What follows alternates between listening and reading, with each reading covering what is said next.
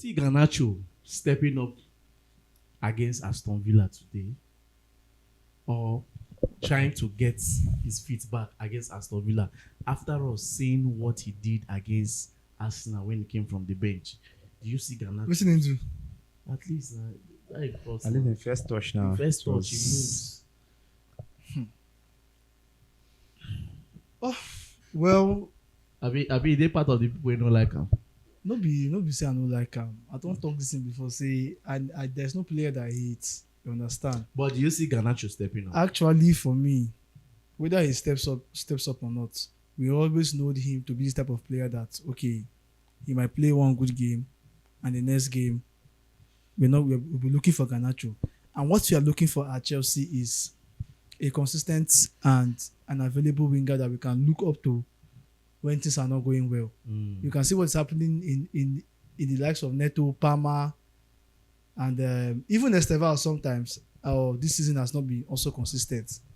So we need that consistent kind of player. How long are we going to continue dealing with this? If Garnacho plays well against Aston Villa today, what is the guarantee that he will play well for the rest of the season or even towards the next season? It's a simple question. So for me, this is the reason why I will still stand with the idea of selling Garnacho if we are going to go for a better and proper winger.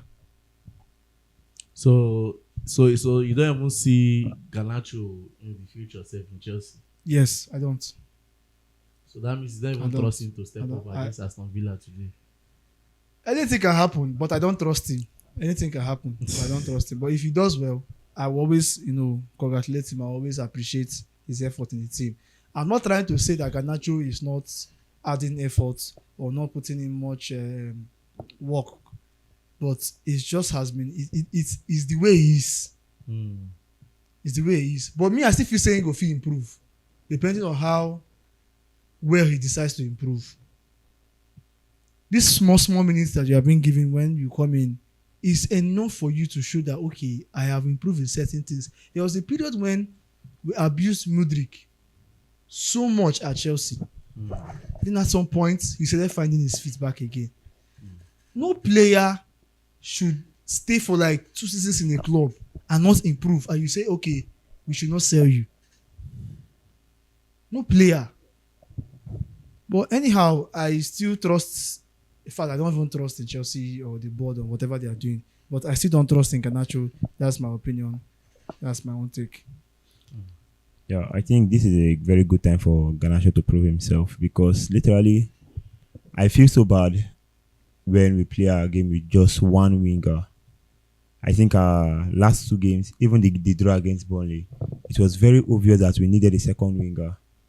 And we saw how open it was and we saw how everything maneuvered and turned back against us, and we had a draw against Burnley, which if we had win the game would have been in the better position than where we are now. Same thing happened against Arsenal. It was so obvious because Enzo, we are talking about Garnacho. Don't go to Enzo. Hold yourself, bro. Hold yourself. But I don't know. See, Garnacho is not just a problem. I can put it to you that Garnacho can go to a club like Arsenal, and you think Garnacho is top notch. So he's like Martinelli, like the Martinelli of Arsenal. Exactly. You think Madueke is playing too superb in Arsenal? He's not really playing too superb. But for the fact that you are playing with 80% of good players. But would you compare Madueke's performance this season with Garnacho's performance? Don't forget that at least he has had good runs in the Champions League. Garnacho has not played much. Exactly. But now I can tell you that the few games that Garnacho has played, he has had more goals than Madueke. How many goals did Madueke had last season when he was with Chelsea? Now I can put it to you that those few games that Garnacho has played, he has had more goals than Madueke. So in terms of, I just feel that most times when your team is bad, it literally affects the quality of the players.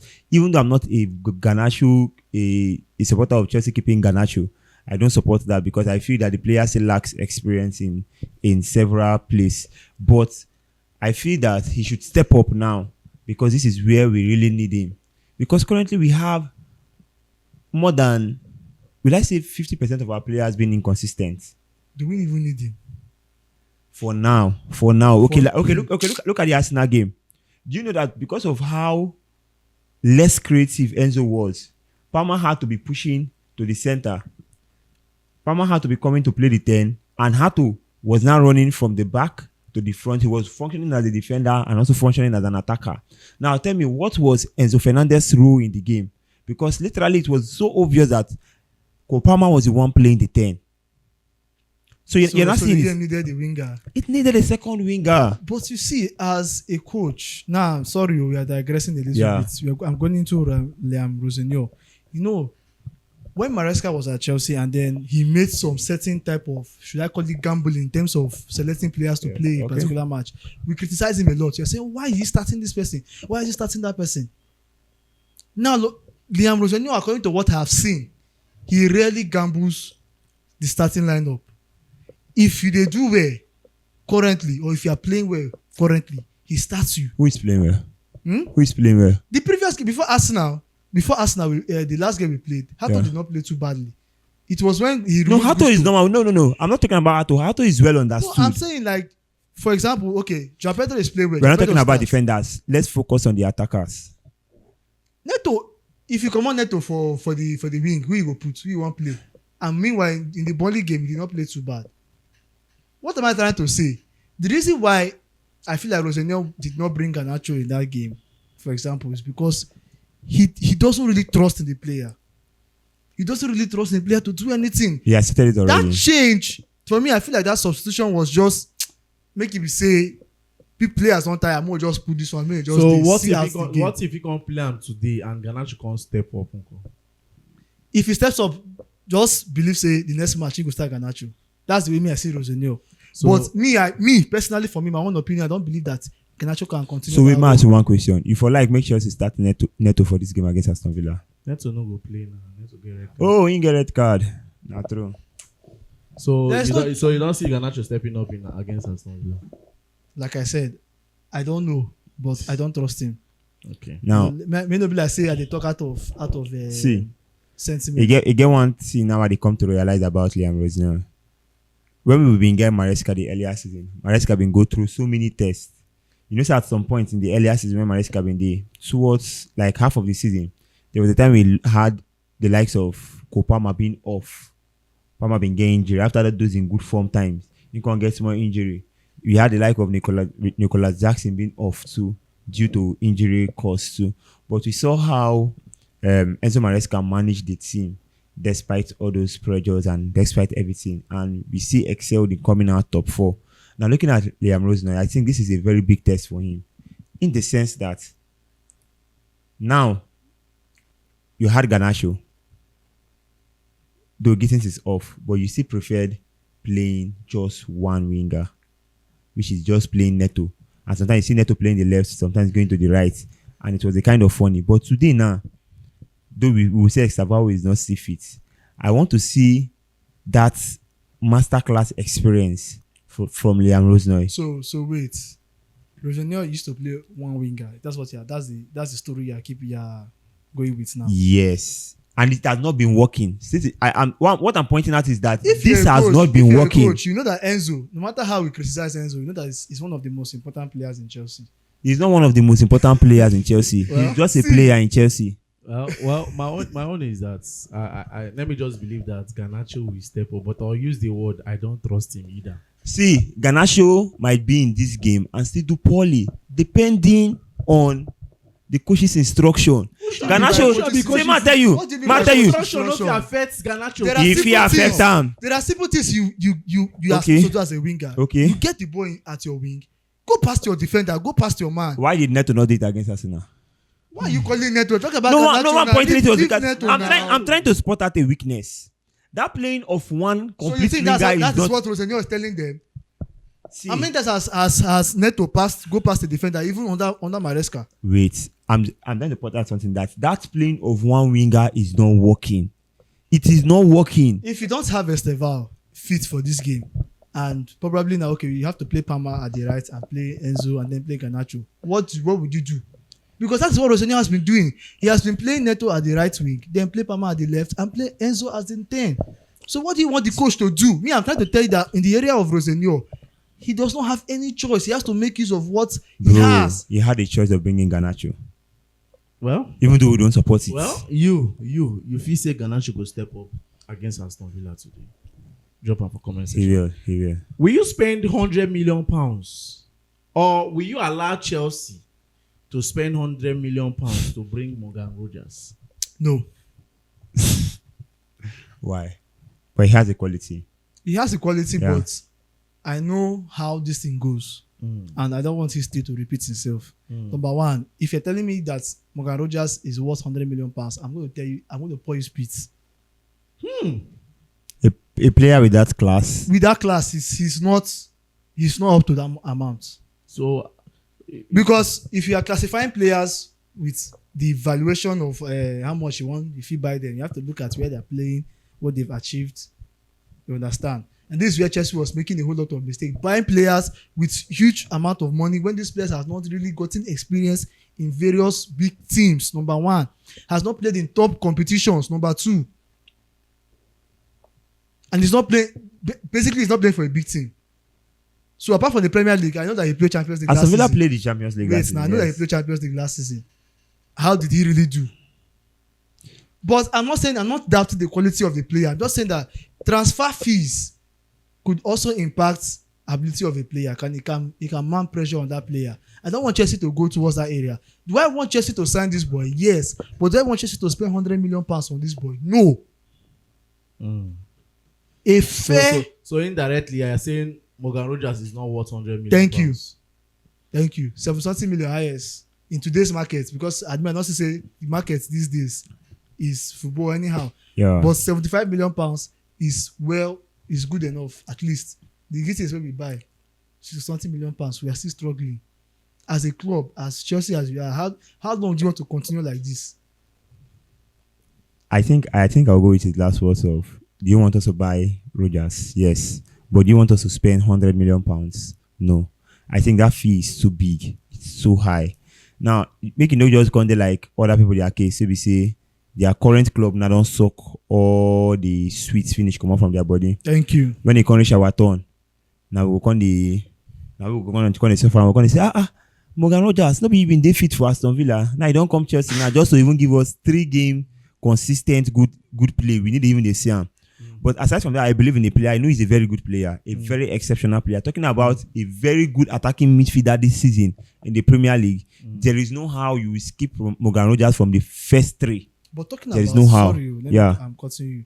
What do you think Chelsea is really lacking in terms of? I know we talk about defense. Defense is they get their own problem. Yes. But in terms of attacking midfielders or attackers or wingers, where do you think Chelsea really needs reinforcements? I think that thing. I think the wing still needs reinforcement. We need the Everywhere. reinforcement. Jesus, where you want to look at it? Because see, But for me, I'll go with the 10, because if you're looking at what is happening now currently at Chelsea, bro, Creativity. you cannot be looking at If Palmer. if you watch the Again. likes of Eberechi Eze, you would think Eze is not playing anything, but it's deadly. If you watch this guy, when currently- Me, I'm even saying, currently Eze is playing shit currently. what are you saying, bro? Currently now, attacking now. What are you saying? No, be you score goal against Tottenham. You score goal against Tottenham, no play well. No score 2 goals against Tottenham. For Chelsea, for that Chelsea match, he get one chance. Now Sanchez even save her. Eberechi is not playing We're anything. talking He's not about playing shit. creativity. That's the focus. Not talking about scoring goals. Talking about creativity. Bro, as See. a 10, if you can score goals for us, whether you create, you no create, we are okay. You understand? The main creativity work is in the number 8 and the wingers too, because as a winger you can also create by crossing. If you by watched making assists. Eberechi Eze against Chelsea, you will pour spit on the ground, guy. Well, best way we get chance, we shoot ball from outside. They have ball and Moko enter don't even post. talk much. Well, So now you go tell me say, now you go get that creative prowess than Morgan Rogers. I'm not even comparing. You cannot even compare that. But personally for me, I have always said so, it. so answer your question for that. Where Chelsea need most. See, in the attacking line, we need everybody. In short, we need total Reimbursements. reinforcement. Do you know what I'm saying? Do you know why I say the Reinforcement. 10 position mostly? Because if we talk Garnacho, if we talk Gittins, if we talk Neto, if we talk Esteval, Do you know that playing as a 10, so you can also navigate as a winger? that's what I'm saying now. But Exactly. these 4 wingers I don't call now. Nobody knows they are available. If they are available, that is one thing. because next season they can pick form and they'll start playing well. You can see the real reason why we bought them. But now, if you come on Palmer from this equation, who is the 10? We are forcing Enzo to play 10 and it's killing us. Where can Enzo play? I beg. No, Don't see, start. No. No, sometimes it bothers me. See, people don't understand. It bothers me. And the painful part. I just express my pain. I know. I want to just express my pain. See, the most painful part be say some people say like Dave Navigator say he's one of the most important players. How is he important? See, guy, as far as common leadership, no be leadership will give us 3 points. What is Enzo's major contribution? You know that in almost all the games we play. Talk like Chelsea fans. They score goals. Actually, God. you will not remove it. You will not remove it. You will not remove it. I will not remove it. Yes. Everybody they score goal. Caicedo they score goal. How many goals have Garnacho they scored never this score season? goal. How many goals have Garnacho they never scored scored compared to Enzo? Garnacho don't play more games. Enzo don't play more games than Garnacho. So he's supposed to get more goals. His goals has been instrumental for us. It has been instrumental. But guy, what is Enzo really doing for us? I don't tell you now. They score goal for you now. They score But goal. he's creating more lapses for us. Well, make I drop this bombshell. Guy. Looking at what Lamine Yamal has done in the La Liga or what he has been doing both in Europe and everywhere.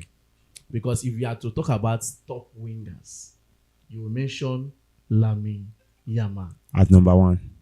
You understand? Yes. Top wingers and also top wingers at the age range of 18. 18 years, yeah. Yeah. We call Lamine Yamal, yeah.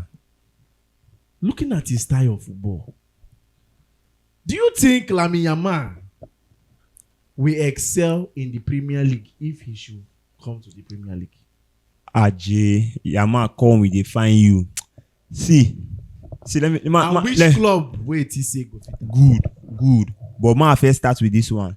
Currently for the Premier League, we lack skillful wingers. Wingers where they dribble. But it isn't that because of the intensity in the terms of defense of the Premier League. Now another thing what they try imagine. But me, I still get this belief say, Ajay, if Yamal come England, no matter how they want press, no matter how they want gather, even my people talk and say, though they gather, they shall scatter. Yamal go scatter them. No, see, when you see a player that has that exceptional blessing, exceptional talent, see, just acknowledge him. This boy good. We don't see him in different instances. Aside from even being that kind of dribbling player, he's a very intelligent player. Yamal know how to read you before he dribble you. He already knows if I won't go like this guy. That's why it is very check. The most player with the successful dribble currently this season is Yamal, 186, more than 50 gap away from Jeremy Doku, who is one of the best in the Premier League. Okay, yes, if you are calling the best dribbler in the Premier League, that's Doku, another dangerous dribbler. But my own is that will he excel in the Premier League?